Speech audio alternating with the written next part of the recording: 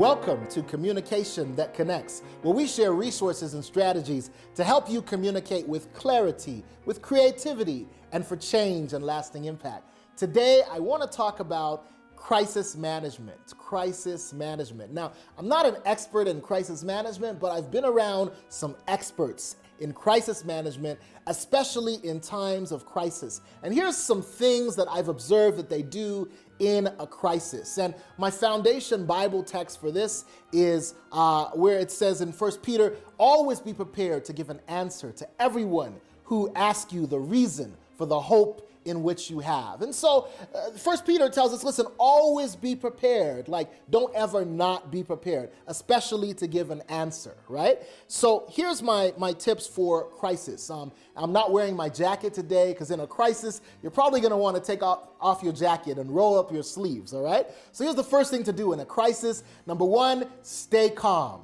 Look at your neighbor and say, stay calm, all right? Number two is pray.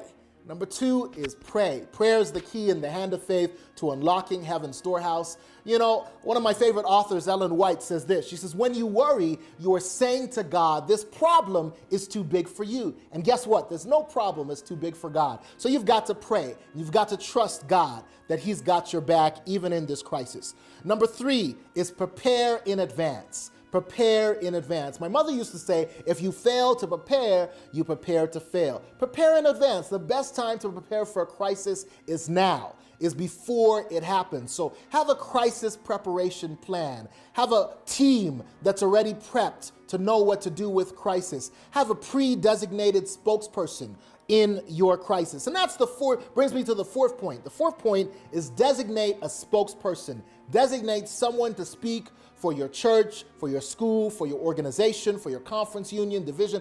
Designate a spokesperson in the time of crisis.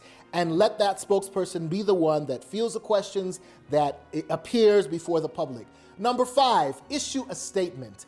Issue a statement. And these days with social media, you don't have long to issue a statement. You might have 15 minutes if a crisis goes viral on social media to actually respond. So that gets to preparation. Have some prepared statements in advance. Have a team ready so that you can issue a statement as quickly and as efficiently as possible. And then number six, transform it into an opportunity.